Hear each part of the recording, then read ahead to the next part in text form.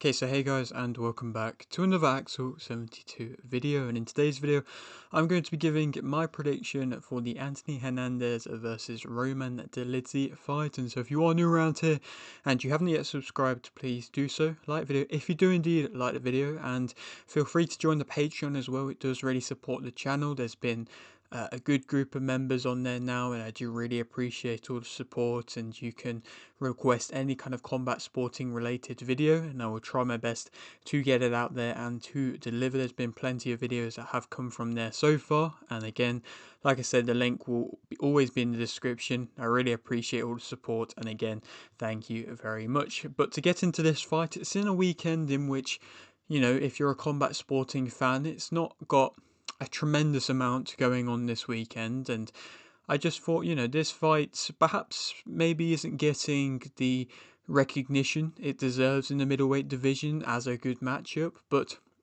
I definitely think it has the makings to be an interesting clash, and a clash in which, again, will probably have some implications into the upper end of the middleweight division, resulting in, of course, what happens to the winner in this fight. And it's, like I say, in a division at the moment where there's a lot going on. Obviously, not too long ago, just a couple of weeks ago, we seen Whitaker and Dolidze. Of course, Dolidze was able to edge out a split decision. Then we've also got the matchups like, we've got this one, and then we've got the pay-per-view in the title fight, of course, between Chimaev and Dricus. And then we've also got Imavov versus Baralho coming up. We've also got Cannonier and Michael Venom Page as well as a little cheeky matchup to have in there as well. And so, again, like I say, we've also not too long ago had Brendan Allen versus Martin Vettori.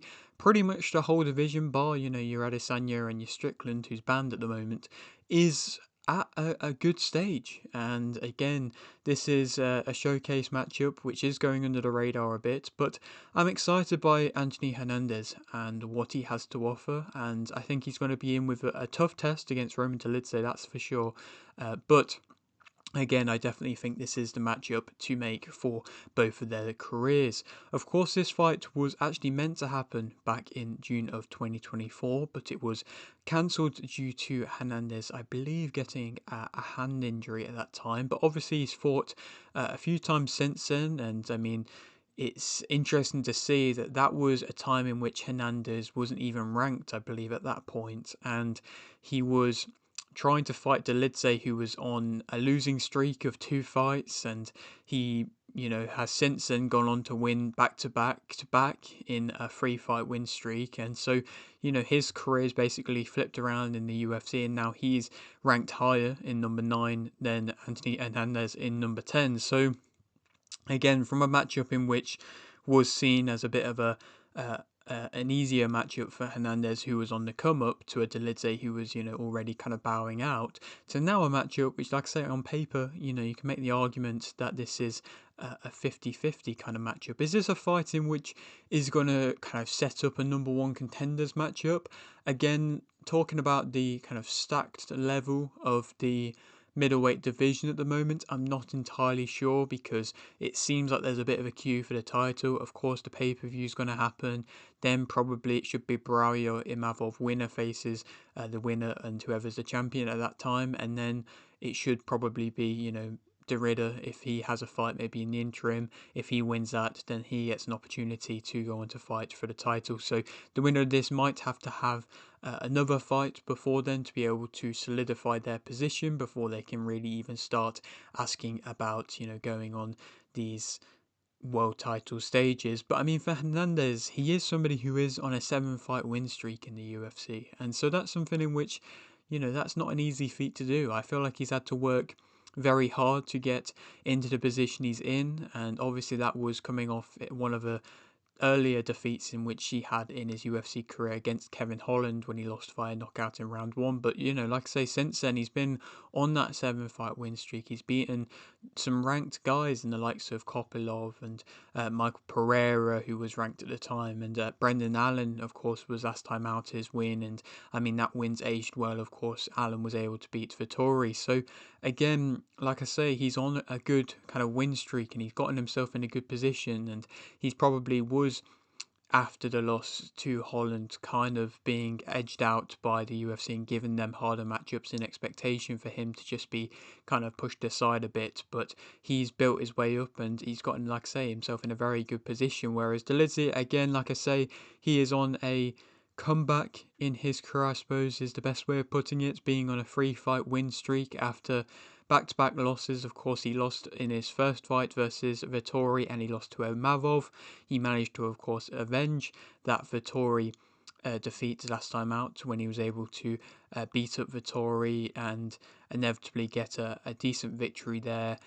Before that beat Kevin Holland via an interesting KO in round 1 where Holland's, I think, hip went, and again, that wasn't really a KO in round 1, but it looked good on the record. And then, before that he beat Anthony Smith. So realistically, that main loss of Imavov has aged well. So again, he's managed to get himself in a very good position. And I mean, Hernandez, I think he's going to be, again, like I say, that interesting type of a threat. I think it's, Hernandez's stamina and ability to just keep going and his kind of relentlessness and his just takedown defense over and over. I think he averages around 6 takedowns per every 15 minutes. I saw that as a stat, whereas, Dolidze can wrestle well, and, perhaps this can be a bit of a wrestler on wrestler matchup, but I think he's a better striker than that of Hernandez, and he's also a bigger guy, and he definitely does look big for the weight. I think there is plenty of middleweights around at the moment who are definitely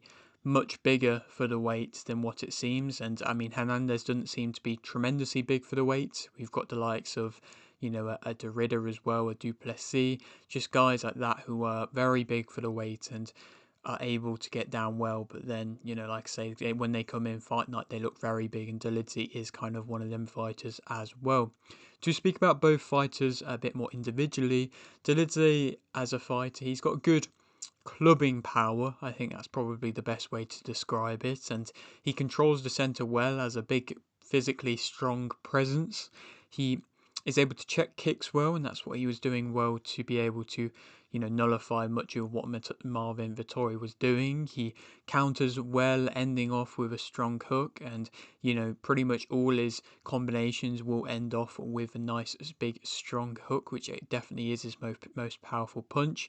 He walks you down, and when he starts to distribute his kicks as well, it's something in which is a nice different thing in which he's got his arsenal. It took a few rounds to kind of build into that last time out, but again, like I say, I think it's something good that he can use, and like I say, he can distribute them well. He was even trying to throw the axe kick a bit. It didn't seem to be landing, but again, like I say, trying and experimenting these different things. I mean, Hernandez has got his own interesting kind of strikes as well as like a bit of a spinning back leg kick in which he sometimes throws, and so again, they've both got that variety in the arsenal to an extent, even if it's not, the best of kickboxing abilities. He's always a threat with his big swings, Dolidze, and he's got a good, nice knee up the middle. We've seen Dorida's knee up the middle. It's not quite like that. It's definitely aimed more towards the head, like a traditional, knee in the middle, but it's definitely got power behind it and can cause damage. And he can smother you on the ground and distribute, like I say, that good ground and pound game. And it will be interesting to see if he manages to get on top of Hernandez, if Hernandez makes a mistake, perhaps when he's going in for a takedown,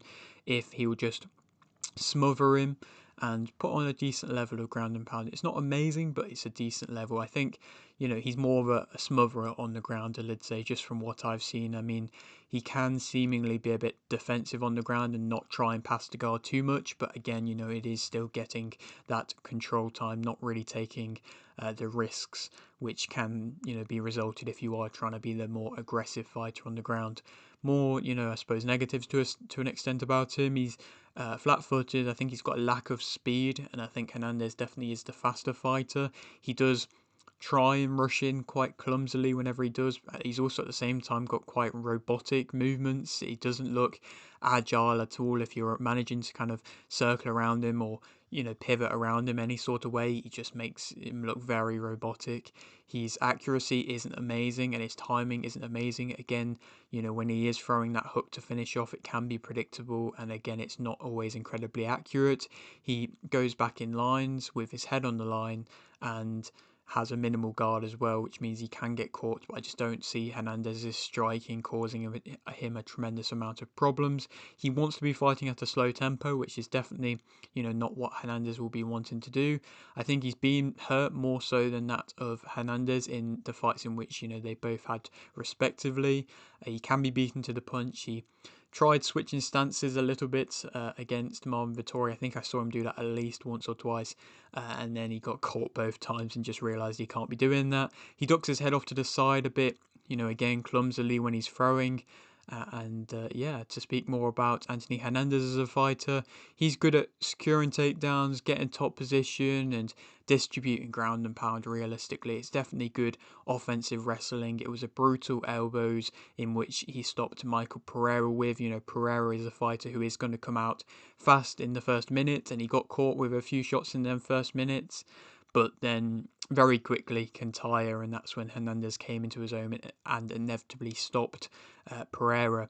He's good at controlling you, and he has, not a cardio like Dolidze, which, like I say, is a pure non-stop cardio, but for the weight, he definitely is a fighter who can fight really well into the later rounds, and I think he definitely does improve throughout, and he's able to wait until you tire out to be able to get his best work. He can be distributing continuous damage on the ground, that offensive wrestling, which fans kind of are crying out for whenever they see a fighter doing that. It's always refreshing to see. Yes, it may be taking more risks to allow yourself to be submitted, but it's just nicer to fans to see than just smothering you on the ground for a whole 15 to 25 minutes. Like I say, it's nicer to see that offensive wrestling where you're always trying to distribute damage, and he can even be tapping with his shots, but again, they're scoring shots and they are causing bits of damage.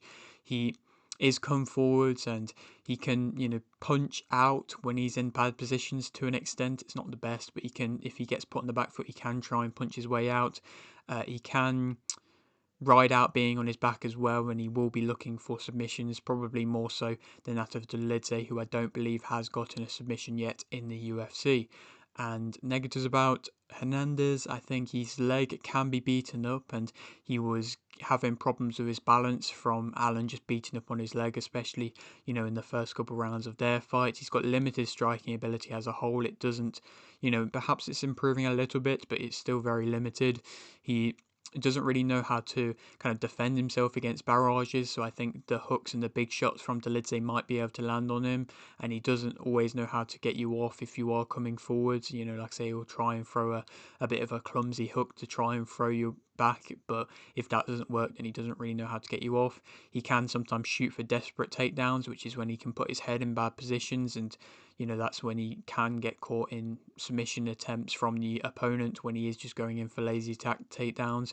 He can be quite laboured with his punches and is a bit of a slow starter. Again, something he works into it and, like I say, improves throughout, and his stamina is really good, but he can be a bit of a slow starter. He's quite flat-footed himself, and again, his strike variation looks quite lazy as well, so I don't think this is going to be a great high-level display of striking, but I think inevitably that Anthony Hernandez is going to be able to win via TKO in round 4. I think he is going to be, like I say, improving throughout the fight. He might have to take a few big shots if he can ride out the first round or so from Dolidze, perhaps, landing 1 or 2 shots. Basically, he could just go on his bike, and then if he is able to wait until Dolidze gets a bit more tired, get him onto the ground, then I think he'll be able to basically do what he wants, and then just be able to continuously rain down elbows again, similarly to what he did versus Michael Pereira, and be able to have that kind of same level of success again, with just the fact of if he can keep spamming the takedowns, I think it will just very much tire out Dolidze defending them more so than that of Hernandez actually going for them. And like I say, I think a TKO victory late on in the fight is what I'm going to be saying for this fight, and I believe it is their first 5-rounder for both of these guys. I might be wrong, but I think it is. And then who we could go on to fight next, again, like I say, interesting picture in the middleweight division at the moment. I possibly could say that the winner of Cannonier versus Page could go on to fight Hernandez. Hernandez, I'm sure, would want to move up into the rankings, move up in the rankings a bit more.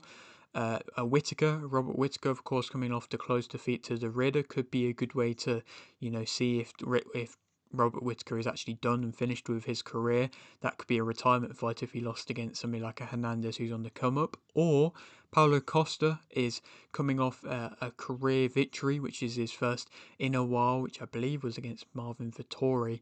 And perhaps, yes, that was a Vettori on the slide, but, maybe that could be a fight to make. Now, he's been calling out guys and trying to get himself back in the picture, so maybe that could be something that could happen.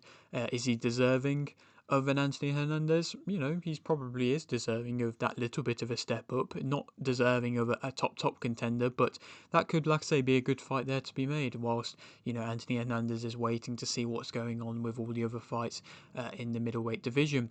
But yeah, that is it for today's video. Hope you did enjoy. Like the video if you did, like the video, subscribe if you're new, and thanks for watching.